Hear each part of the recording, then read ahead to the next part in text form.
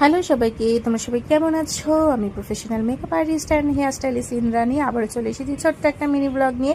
তো যেখান থেকে ব্লগটা শেষ করেছিলাম যে শ্যুটে গিয়ে স্টুডিওতে পৌঁছালাম, তারপরেই দেখো আমাদের মডেল চলে এসেছে আর আমি এখানে মেকআপও স্টার্ট করে দিয়েছি।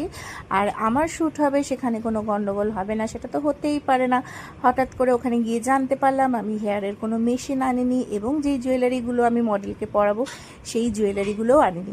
যাই হোক, আমি প্রথম দিন থেকেই ভাবছিলাম যে আমি শ্যুট অ্যারেঞ্জ করছি আর কিছু গন্ডগোল হবে না, এটা তো হতেই পারে না। বিশ্বাস হচ্ছিল না। জাস্ট লাস্টে এসে যখন বুঝলাম যে এই জিনিসগুলো আমি নিয়ে যাইনি, তখন বিশ্বাস ফিরে পেলাম যে হ্যাঁ, আমি ঠিকই ভাবছিলাম যে আমার শ্যুট হবে আর কোনো গন্ডগোল হবে না। যাই হোক, এগুলো যখন মনে পড়লো যে নিয়ে আসিনি, তখন আর কি অজ্ঞতা। আমার হাজব্যান্ড আবার বাড়ি গেছিলো এগুলো আনার জন্য, তো ছিল বলে এটা অনেকটা সহজ হয়ে গেছে, না হলে খুব বড় বিপদে পড়ে যেতাম।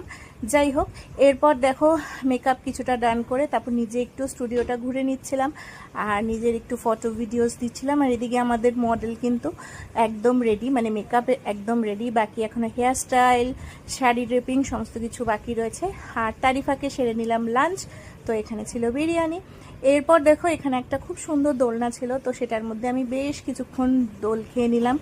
তারপরে যেটা করলাম, একটু ভিডিও করলাম, ভাবলাম এই ভিডিওগুলো তোমাদের সঙ্গে শেয়ার করি। আর অনেক দিন পর বুড়ো বয়সে এসে দোলনায় বসলাম, বেশ ভালো লাগছিল। যাই হোক, আর এদিকে দেখো আমাদের শ্যুটের সেট আপও একদম রেডি, ফুল ঠুল দিয়ে সাজিয়ে রেডি হয়ে গেছে।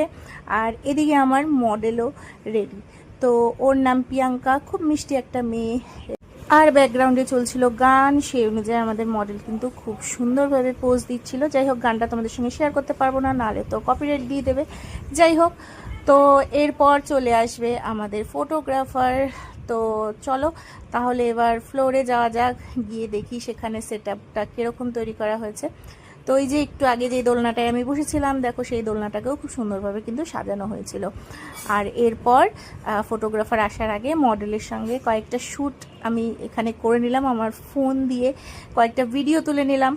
তো যাই হোক, বেশ ভালোই দিনটা কাটিয়েছি, খুব ভালো লেগেছে। অনেক দিন পর আবার যেহেতু কাজে ফিরেছি, তো নিজেকেও বেশ ভালো লাগছিল। আর এদিকে দেখো আমাদের ফটোগ্রাফার চলে এসেছে, আরও খুব সুন্দরভাবে সেট আপটাকে তৈরি করে নিয়ে সুন্দর সুন্দর ফটো ভিডিও সব ক্লিক করছে।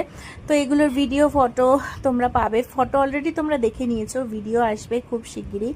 তো ব্লগটা কেমন লাগলো অবশ্যই কিন্তু জানিও।